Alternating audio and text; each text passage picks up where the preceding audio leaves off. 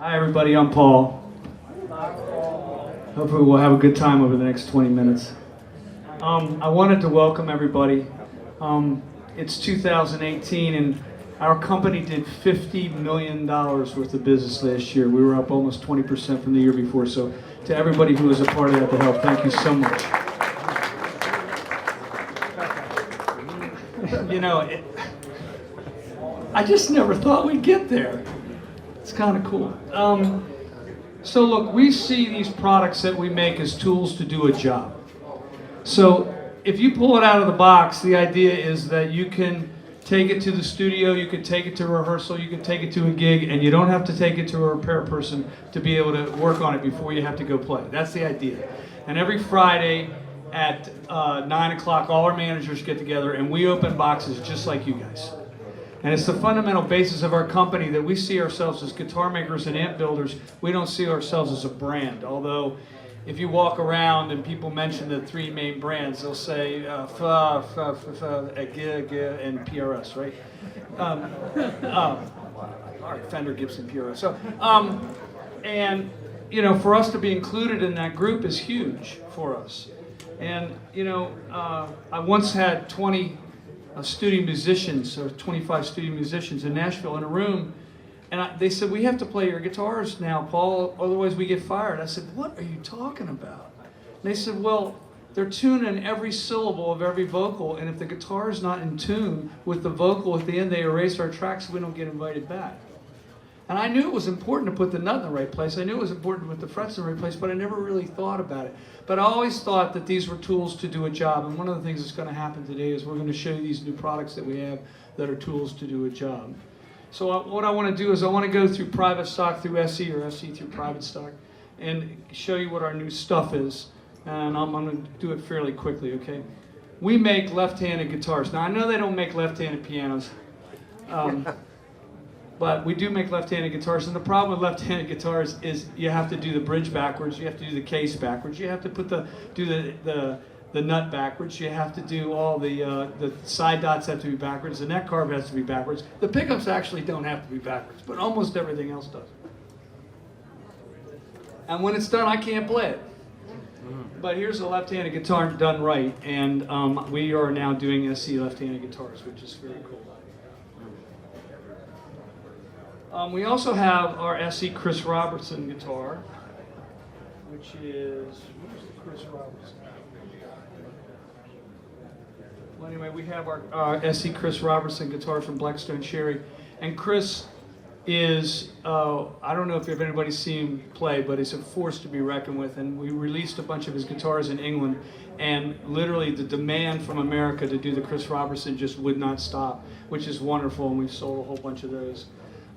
We also have SE Standards, which are non-curly maple top SE guitars this year. If you're looking for a guitar but the curly maple top is not something that's that important to you, you can get it at a better price point. We have new pickups and binding on these guitars. We also have a new SE Custom 24, and we're putting these beautiful veneered woods on the guitar. I've got one of those to show you. So that's an SE guitar this has got zebra wood on the top of it. We also have these guitars that are, in the old days we called metal guitars. You would take and spray the guitar black and then spray it silver and disrupt the paint and paint it a whole bunch of different colors. And we call it a multi-foil, and we're doing those as well. We also have 7 strings now. I don't think 7 strings are ever going to go away, and we're doing 7 strings. We're also doing baritone guitars. The 7 strings are a new 26.5-inch scale. If you go on the internet, the people on the internet will tell the guitar makers now what scale they want it to be. So there's a whole interaction going on between the blogs and the guitar makers about exactly what the right thing to do is. The reason we picked 26.5 is, in our experience, for that baritone and those 7-string guitars, that was the right scale to make the guitar still playable. If you make it too long, it starts to feel like a bass. You make it too short, it gets a little flabby. So. We also have SE Acoustics, and there's a video online of these new SE Acoustics. We have our 20s and our 40s and our 50s. The 20s are made of mahogany, and the 40s have oven call, and the 50s are a figured maple. And we put up 2 C12s, these AKG mics, and we went and we recorded all these things without any compression, without EQ. And you can watch this video online, and it's remarkable actually. When I was filming the video, it didn't seem like a guitar that wasn't made in our factory. These new SE guitars are made overseas, but they're using our bracing. One of the things that we're doing is we're using fan bracing behind the bridge like a classical guitar, and then X bracing to keep the top from coming up. And they're really loud, and they're beautiful guitars. I've got one here.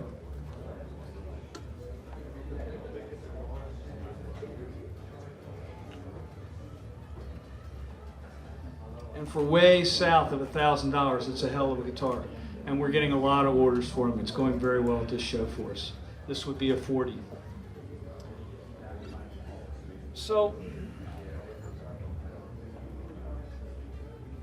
I'm going to talk a little bit about the physics of an acoustic guitar for a minute. Energy doesn't come from nothing. So when you're strumming a guitar, you're taking force on the strings and it's turning it into sound. It's a physics conversion device between a force of playing and then a sound coming out of it. Imagine if you made the whole guitar out of rubber and you could beat the crap out of the guitar. Not a lot of sound's going to come out. It's not a good conversion device. Also, if a lot of sound's coming out of the back, it's not coming out of the front. And so our theory is make the guitar like a speaker cabinet and have the top be very loose and the port is a port. So the idea is the top is your speaker, the back and the sides are the cabinet, and then the guitar projects out really well. And they're very loud guitars. If anybody picked up a PRS acoustic guitar, there's a real beautiful balance between the bass, mid-range, and treble, and they're quite loud. So if you're sitting in your chair and you want a lot of bass and you want it coming out of the back, you can loosen the back up. But for us, what we want it to do is project. We want a concert instrument. We're not looking for something that just sounds good sitting on your couch. And so that's the way they're braced, and I think you should give them a try. We also have S2 guitars. Now, when we built our new factory, our promise when we built the new factory was we were going to be able to provide a guitar made in Maryland for 2/5 the money. And we did that with S2, and we also did that with our CE guitars. And we have a new S2 here, which I'm going to show you.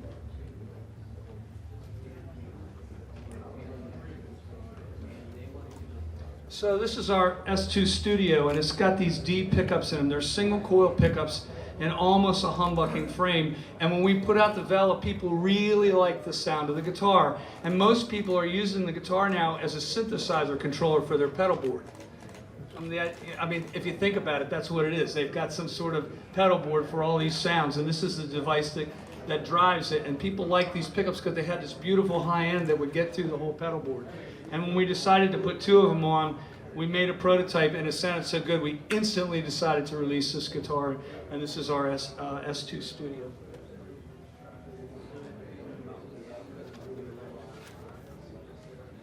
In addition, we have released a Dustie wearing C24 Floyd. And Dustie is here today, and I'm going to bring him out. Dustie, can you come out, please? Everybody, from between the Barry to me, Dustie wearing.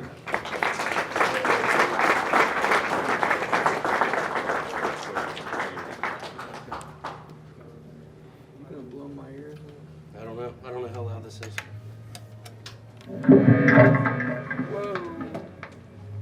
Whoa. You know something? Let's just let him play. Here we go. Go for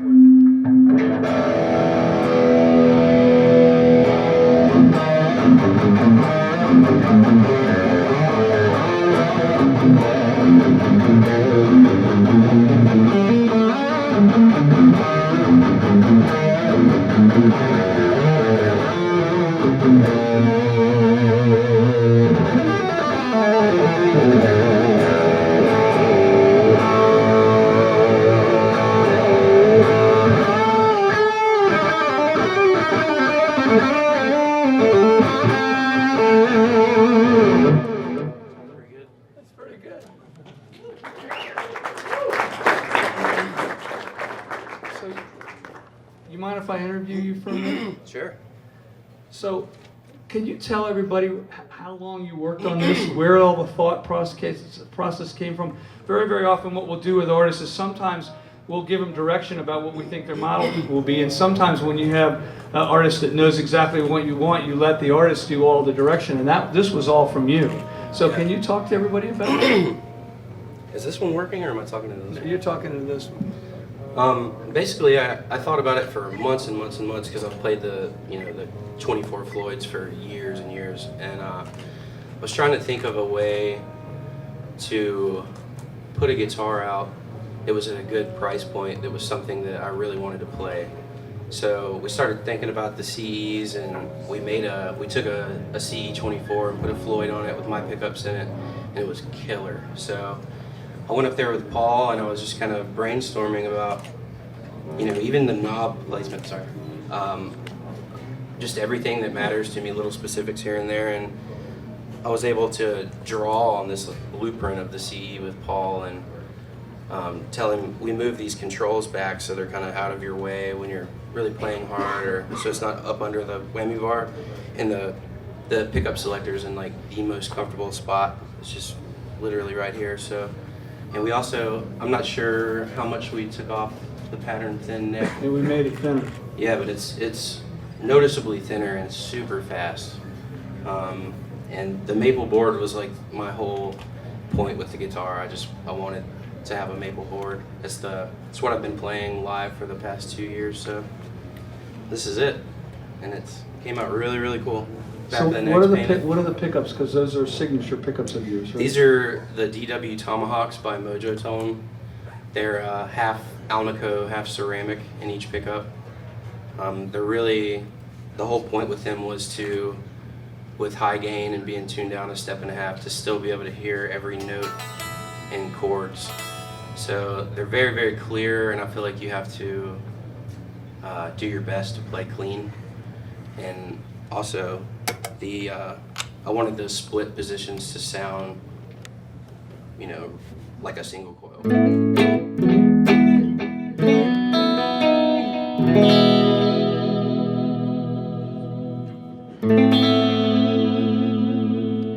So I think they did a really good job, and the maple neck and the maple board just makes getting clarity really easy. So we took this guitar to a party in Nashville a few months back, right? Yeah, October. Yeah, and we showed it, we had it in the room, and there was, 30 touring studio guitar players in the room, and it was a really good straw poll of what they thought, and a lot of the room gravitated towards your model. Yeah. And we knew we had a winner that day. Yeah, it was incredible. It was very cool. So you got a new record coming out. So can March you tell 9th. them? So can you tell them It's about that? Yeah, it's a 2-part record, Automata, and the first part comes out March 9th, which is following our next headlining tour, which starts on the 2nd. The new single and the video dropped last week, so check it out. Very cool. So does anybody have a question for Dusty at all? No? All right, so look, Dusty, listen. We've sold hundreds of these guitars since we released them. You should be very pleased with yourself. This is very good. You should give them a big hand.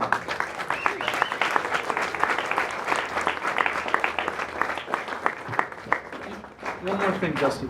You got to realize when he's designing this guitar and he's getting the prototypes, he's trying to do like 4 or 5 things all at the same time. One, will I play the guitar on tour and not pick up a different guitar? Because if I have a signature model and I gravitate to some other guitar, we got a problem on our hands. That's one. 2, he wants to make sure that other people are going to want the guitar. It's not so idiosyncratic just for you. And so you were worried about that. Next thing, we were going to change the neck shape, and what was that going to be all about? And then we also changed the finish and how satin it was and where the knobs were and all this other stuff. And you got to remember, when you've got a touring musician, when the lights go down, he's not thinking, he's just playing, and you can't really be doing that. And you took a lot of risks, and we got here, and I really appreciate it, Dusty. Thank you. I appreciate it too. Thank you, guys.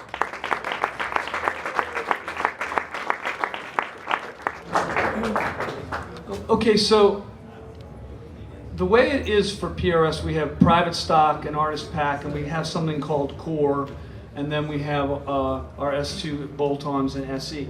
The reason we call it Core, and it was never a name that was supposed to make it out into the marketplace. It was just supposed to be an internal term, that it was the core of what we did. Custom 24s and 594s and all these things were just supposed to be the core of what PRS started with, and it was what we were known for. And now we're actually openly saying, okay, it's core. The dealers call it core. How many cores do you do? How many S2s are you going to do? How many SEs are you going to do? And with core, we are constantly innovating. And I get accused a lot of making changes just for change's sake, but I just don't buy it. I buy it that we're making changes because we think we're making the guitar better. There are parts on the guitar like the jack plate we've never changed because there's nothing wrong with it. They never break, they never bend. Nobody ever walks out of their cable and the jack plate breaks. It's not a problem. But there are things having to do with changing scale length, or changing the way the tuning pegs work, or changing the way in which the guitar would stay in tune, or there have been several changes to the truss rods over time. Now they're double action. All of the things are to improve the guitar. And the idea is only to make a better guitar in the end, not to change for change's sake. So let me go over some of the things that we've done. We have a new custom 24 with a switching system. On our 408 guitar, we've been starting to put these 2 mini toggles switches on the guitar, and the idea is that you can make each of the pickups single coil from the mini toggles. And we're starting to put it on a custom. We call it a 2408. And that 2408 has 5 additional sounds. And so where we used to have the custom had 5 tones, now it's got another 5 additional ones. And so we've got 22 fret customs, we've got 24 fret customs, we've got 408s, which is 4 pickups and 8 sounds. We've got 5-way switches, we've got Floyd Rose guitars, we've got piezo guitars, which are 2 guitars in one, and it's all inside our custom line. The other part of core is McCarty, and we have 594s. Do you guys know what a 594 is?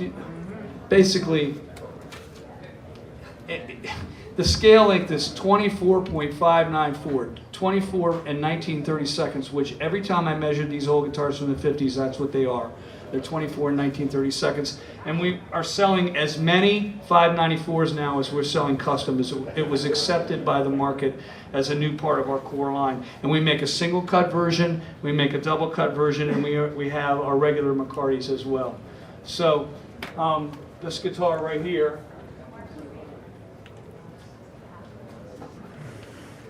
would be a single cutaway 594. And it's basically, in our minds, a brand new vintage guitar.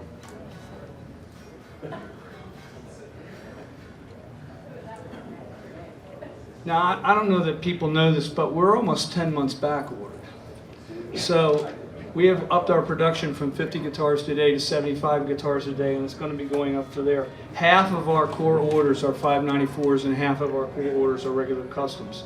We also have hollow bodies and signatures and a lot of other things in core, but core is going very well for us.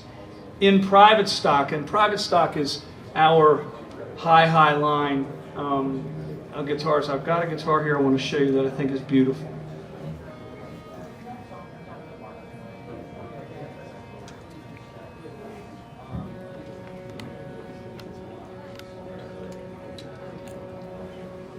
So we're doing a limited run of these things, and they are all sold. But I wanted to show you, this is a 594 that we made hollow. And these are the kinds of things you can expect from private stock. And for me, you know, I don't want, when I have a guitar, I shouldn't want it to have a curly maple top. I should just want the best playing and sounding guitar there is. But very often when it's time that I want to make guitar, I go find the best top I can possibly find. 80% of information is brought in with people's eyeballs, and this don't hurt.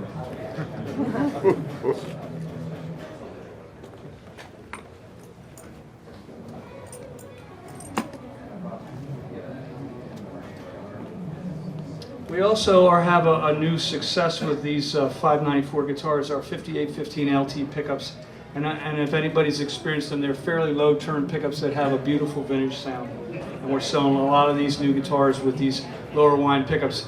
As we're getting better and better at making pickups, we're getting better and better at making them sound beautiful with less and less turns. And now there's plenty of gain. In the old days when I was a kid, you needed extra gain out of the pickup to get the amp to do what you want, but that is not the way it is anymore.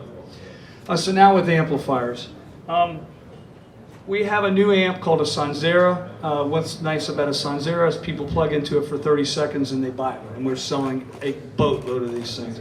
We're also selling the John Mayer amps, the J-Mod 100s, which is the amps he's using live in the Dead and Company and his live tour. And new at this show, we have the MT-15, which is a Mark Tremonti 15. And we also have a new SE for Mark Tremonti. So at this moment, I would like to bring Mark Tremonti out. Please, everybody welcome Mark Tremonti.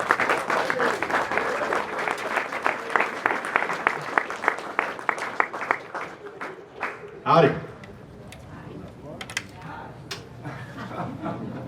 So Mark, I think we've already sold over 1,000 of these amplifiers. Wow. It's not, I believe it. I love these amps. so tell them the story about you using it for the record, because I think that's important. By the way, I didn't get involved, and remember I told you with Dusty, we let him have his own way with the whole thing? Same thing with this amp. You and Doug went at it, and I stayed out of it. Yeah, Because you had a real vision about what you wanted it to be. we had this worked on for years, and you know, I've always been a believer in combining two amps for the perfect sound, and with this amp I kind of took that notion and put it into one amp, you know, and I like to have a rhythm tone that really kicks you in the gut, but a lead tone that is not too harsh. So this amp kind of does the best of both worlds. The clean channel to me is such a nice, big, clean, a lot of headroom. It's a beautiful, clean amp. One of my favorites that I've used, and it's also got a push pull on that clean channel that kind of gives it a little overdriven sound. That it's almost like a 3-channel amp and a 2-channel amp. But we're very proud of how it turned out, and feedback so far in this little room back there where everybody's been playing has been tremendous. So we're really happy for it. Are you want to play it for everybody for a minute? Yeah, I'm on the clean channel right here. And like I said, it's got a nice big, let me turn the delay off here. It's got a nice big open, lot of headroom on this clean channel.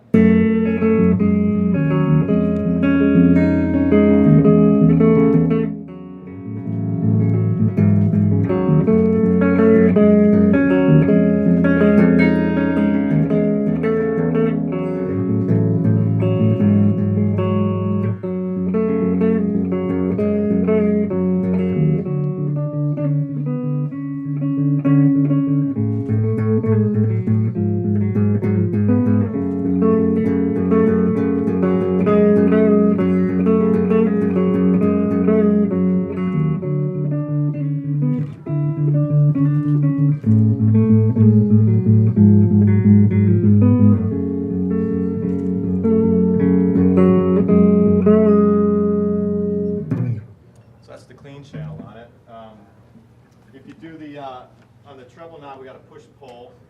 So for a little, if I play the same thing I just played, it's just a little spankier.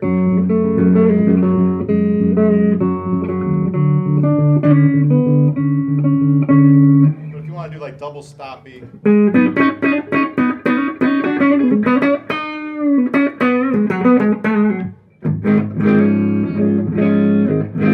gives you that slightly over.